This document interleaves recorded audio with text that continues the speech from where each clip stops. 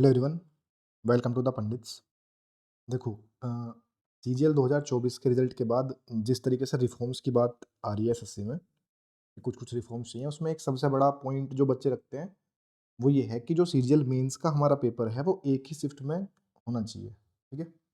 और बहुत-बहुत सारे फ्रेशर्स लेकिन ऐसे हैं जिनको इससे रिलेटेड कुछ चीज़ें नहीं पता है। मैं थोड़ा-सा अपनी तरफ से डाटा जो भी हुआ है पिछले सालों में वो रखूँगा आपके सामने और एक बार बता दूँगा बस कि कब मेंस एक शिफ्ट में पॉसिबल होता है, कब नहीं होता है, ठीक है? ऐसा इसलिए क्योंकि जब सीजीएल मेंस की डेट आई थी अभी भी, पिछली बार 24 मेंस की, तो जब 2 डेट्स वहाँ पे पता चली कि भाई 2 दिन एग्ज़ाम है, तब भी कुछ बच्चे बोल रहे थे कि या कुछ टीचर्स भी कि अभी से हम लोग कैंपेन करके और इसको एक शिफ्ट में करा देते हैं ताकि नॉर्मलाइज़ेशन का इश्यू ना आए, ठीक है?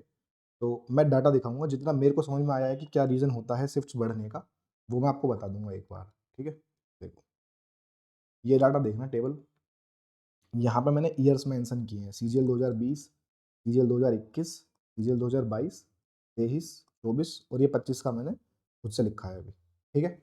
जो पहला कॉलम है, इसमें मैंने लिखा है कि प्री कितने बच्चों का क्लियर हुआ था, एसएससी ने कितने बच्चों को मेंस में बैठने का मौका दिया था वहाँ पे, ठीक है? तो 2020 में ये संख्या 1,14,000 थी, 2021 में 1,13,000, लगभग सेम बराबर था, लगभग 200 का अंतर है, ठीक है? 2022 में वैकेंसीज़ बहुत ज़्यादा थी, तो वो 3,60,000 बच्चे पास हुए थे। 23 में 71,000 बच्चे पास हुए थे और 24 में 1,65,000, ठीक है? तो कितने-कितने शिफ्ट्स में एग्ज़ाम हुआ था फिर? 2020 में जो मेन एग्ज़ाम था वो अपना एक ही शिफ्ट में हुआ था, लेकिन कुछ सेंटर्स पे गड़बड़ हो गई थी, तो थोड़ा-सा 1-2 सेंटर पे 1 शिफ्ट एक्स्ट्रा ले ली थी, ठीक है? ये मैं इसलिए बता रहा हूँ यहाँ पे कि आप टेक्स्ट बुक पे या कहीं पे भी चेक करोगे ना, तो 2 एग्ज़ाम्स डेट दिखाएगा, एक 29 जनवरी की दिखाएगा और एक 3 फरवरी की दिखाएगा।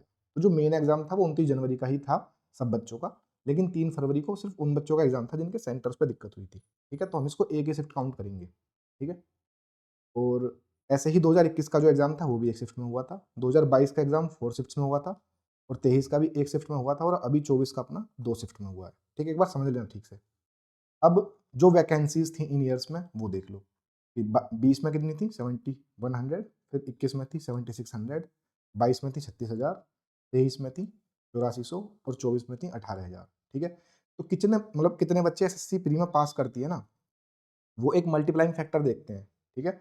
वो चेंज होता रहता है। जैसे 2020 में आप देखोगे, तो ये जो रेशियो है ना मल्टीप्लाइंग फैक्टर, ये प्री में कितने बच्चे पास हुए हैं उसका रेशियो है वैकेंसीज़ से। कि अगर 7100 वैकेंसीज़ हैं, एसएससी ने 2020 में 7100 वैकेंसीज़ के अगेंस्ट 1,14,000 बच्चे पास किए थे। यानी लगभग 16 गुना बच्चे उन्होंने प्री में पास किए, ठीक है?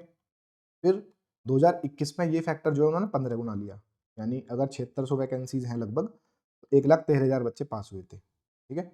ऐसे ही जब 2022 आया, तो ये फैक्टर अचानक से 16 गुना और 15 गुना की जगह घट के 10 गुना रह गया, कि 36,000 वैकेंसीज़ थी, तो उन्होंने 3,60,000 बच्चे ले लिए, ठीक है? और फिर 4 शिफ्ट्स में एग्ज़ाम कराया। लेकिन फिर ड्रास्टिक चेंज आया एक कि भाई ठीक है 16-15 से 10 कर दिया। 2023 में क्या हुआ कि वो फैक्टर अचानक से घट के फिर 8.5 हो गया, ठीक है 8.5। तो यहाँ पे उस टाइम पे काफ़ी कैंपेन वगैरह हमने भी किया था ट्विटर पे, इस चीज़ के रिगार्डिंग कि एसएससी ने एकदम से इतना फैक्टर ये कम कर दिया है कि काफ़ी कम बच्चे, उसने सिर्फ 71,000 बच्चे ही प्री में पास किए, ठीक है? तो इस चीज़ को लेकर ट्विटर कैंपेन हुआ था कि कम बच्चों को मेंस में बैठने का मौका दिया जा रहा है, ठीक है? ज़्यादा बच्चे तुमने प्री में फेल कर दिए, ठीक है? तो यहाँ पे कैंपेन वगैरह हुआ था बट उन पे ज़्यादा कुछ फ़र्क पड़ा नहीं उसका, ठीक है?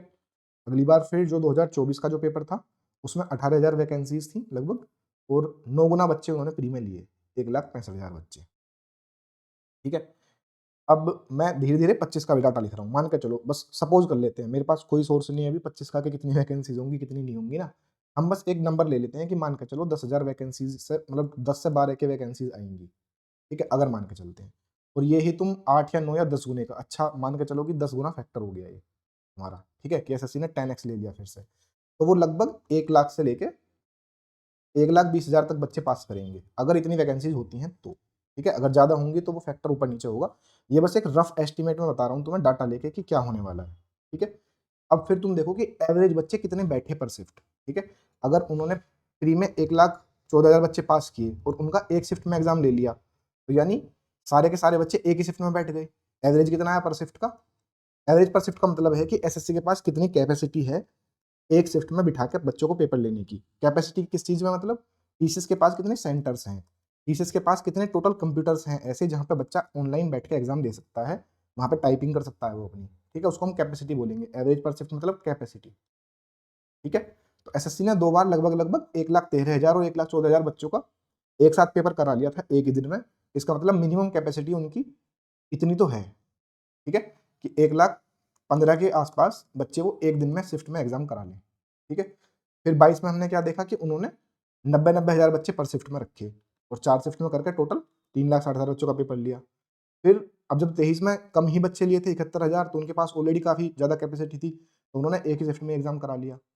लेकिन इस बार जब बच्चे फिर से 1,65,000 हुए, यानी इस नंबर को क्रॉस कर गए 1,15 की, मतलब उनकी जो सिटिंग कैपेसिटी है टीसीएस की, सेंटर्स की, उसको क्रॉस करते ही वो एग्ज़ाम फिर से 2 शिफ्ट्स में चला गया, ठीक है?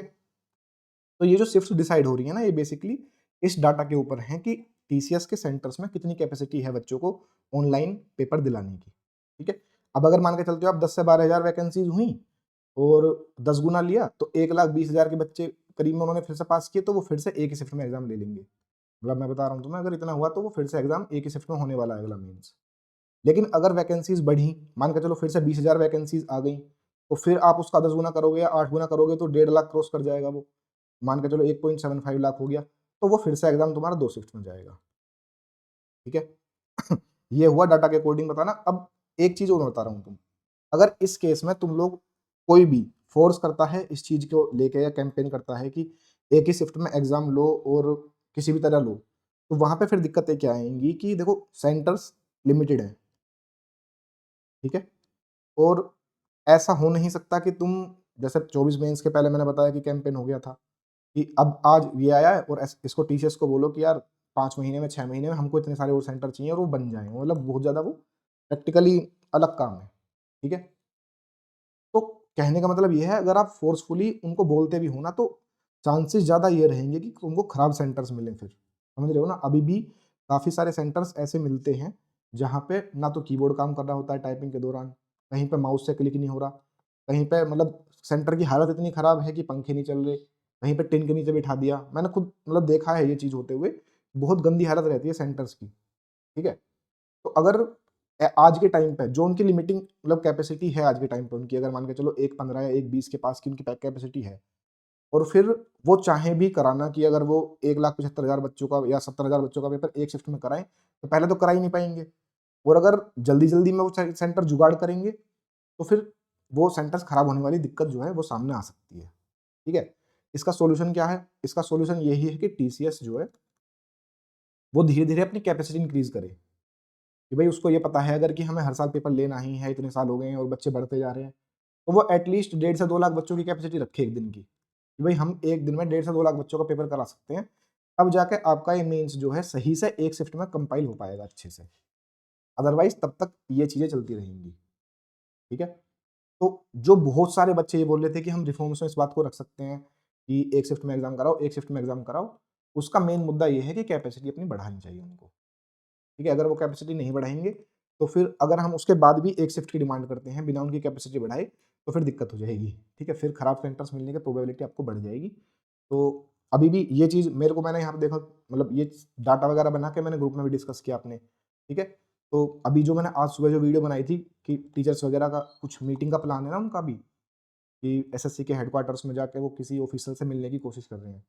तो वहाँ पे रिफॉर्म्स में फिर हमने ये पॉइंट वहाँ पे मैं कोशिश करूँगा कि ऐड करा दें, यार तुम अगर एक शिफ्ट में एग्ज़ाम करना चाहते हो तो अपनी कैपेसिटी पे थोड़ा ध्यान दो यार, ये बढ़ जाएगी ना, तो ये सारी दिक्कतें खत्म हो जाएँगी, फिर नॉर्मलाइज़ेशन का भसड़े खत्म हो जाएगा सारा, है ना?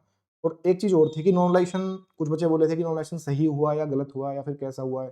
देखो वो एक ऐसी चीज़ है नॉर्मलाइज़ेशन जो 2017 से पहले एसएससी में नहीं था ये, ठीक है? 2016 में शायद ये नहीं था पेपर और बहुत सारी शिफ्ट्स में एग्ज़ाम हुआ प्री में। बहुत सारी शिफ्ट्स में जब एग्ज़ाम हुआ तो कुछ ईज़ी आई शिफ्ट्स, कुछ मॉडरेट आई, कुछ हार्ड आई, तो बच्चों ने फिर इसको लिए आवाज़ उठाई कि भाई हमको जो है ये नॉमिनेशन चाहिए। ये बाकी बैंक एग्ज़ाम्स में वगैरह में लग रहा था उस टाइम पे, ठीक है? तो जो बैंक के एग्ज़ाम्स होते हैं या जो बाकी अदर एग्ज़ाम्स होते हैं उसमें सेम फॉर्मूला यूज़ होता है नॉमिनेशन का। लेकिन वहाँ पे ठीक काम क्यों करता है? क्योंकि पेपर वहाँ पे वो सही सेट होता है पेपर। ना तो पेपर में ऐसे गलत क्वेश्चंस देखने को मिलते हैं, ना ही लेवल बहुत ज़्यादा ऊपर-नीचे होता है। मतलब ये जो फ़ॉर्मूला इनका जो नोवेलेशन वाला यूज़ कर रहे हैं ना, ये तभी तक सिर्फ़ काम करेगा, जब पेपर का जो लेवल है और पेपर का जो मतलब क्या बोलते हैं उसको एक्यूरेसी, कि सारे क्वेश्चन सही हों, एक भी क्वेश्चन उसमें गलत ना हो और लेवल में इतना ज़्यादा डिफरेंस ना हो कि 19 और 25 का डिफरेंस है। 19-20 का डिफरेंस होगा तो वो फॉर्मूला काम कर जाएगा। लेकिन इस बार क्या हुआ कि 9 क्वेश्चन के मार्क्स एक शिफ्ट में दे दिए, 10 क्वेश्चन के मार्क्स एक शिफ्ट में दे दिए और फिर किसी के 40 बढ़ गए, किसी के 30, तो उस पे इतनी भसड़ होने के बाद में जो नॉर्मलाइजेशन का जो फॉर्मूला था, वो एब्रप्ट फिर रिजल्ट दिखा रहा है वो। किसी के कितने घटा दिए, किसी के कितने बढ़ा दिए, तो वो चीज़ें हैं। बाकी अगर पेपर सही बनता फिर से यहाँ पे से इससे तुम नॉर्मलाइजेशन को क्या बोलोगे? उसमें रिफॉर्म्स में यही पॉइंट आएगा कि आप पेपर ठीक बनाओ भाई। पेपर में गलतियाँ नहीं होनी चाहिए और पेपर जो है वो सेम लेवल के होने चाहिए अगर आप 2 शिफ्ट में करा भी रहे हो तो। ठीक है ना? तो जब आप अब अपने टीचर से कभी भी बात करोगे रिफॉर्म्स के बारे में तो ये 2 पॉइंट ऐड करना याद रखना। डायरेक्ट नॉमिनेशन ना बोल के बोलना कि पेपर सही होना चाहिए और लेवल सेम होना चाहिए लगभग और टीसीएस को अपनी कैपेसिटी बढ़ानी चाहिए ताकि मेंस एग्जाम एक शिफ्ट में हो पाए। ठीक है ना? ऐसा कैंपेन करने से ये चीज़ें उस टाइम पे जो हमने किया भी था, उनसे कुछ फ़र्क पड़ता नहीं है, जब तक वो टीसीएस ग्राउंड लेवल पे काम ना करे। ठीक है? और उसमें थोड़ा टाइम लगेगा ही। ठीक है? तो ये मेरे को लगा कि बता देना चाहिए क्योंकि यार यूट्यूब पे ना इतनी जब भसड़ हो जाती है ना कि हर एक बंदा आके चिल्ला रहा है बस ये कर दो, वो कर दो, ये कर दो, वो कर दो, तो बच्चों को फिर ये पता नहीं चलता कि यार ये होगा कैसे? या फिर इसके पीछे क्या रीज़न्स हैं कि ऐसा हो रहा है? ठीक है? तो वो मेरी तरफ से एक कोशिश थी समझाने की कि किस तरीके से शिफ्ट्स में एग्ज़ाम हो रहा है। अगर अब यही वाली बात फिर मैंने 25 का आपको दिखा दिया है देख लो। अगर 10-12 हज़ार वैकेंसीज़ आई, तो पूरे-पूरे चांसेज़ हैं कि लगभग 1,20,000 के करीब में बच्चे वो लेंगे और वहाँ पे फिर एक शिफ्ट में पेपर हो जाएगा। लेकिन अगर वैकेंसी ज़्यादा आती हैं, जो कि आनी चाहिए मतलब हमारा तो यही रहेगा ना कि यार अच्छे से ज़्यादा आ जाएँ। लेकिन अगर ज़्यादा वैकेंसीज़ आएँगी तो फिर चांसेस ज़्यादा ये रहेंगे कि शिफ्ट जो हो 2 हो जाएँ वो। ठीक है? तो आगे के लिए होप करते हैं यार कि सब चीज़ें बेस्ट रहें, होप फॉर द बेस्ट। बाकी मिलते हैं अपनी नेक्स्ट वीडियो में, तब तक के लिए take care and bye bye.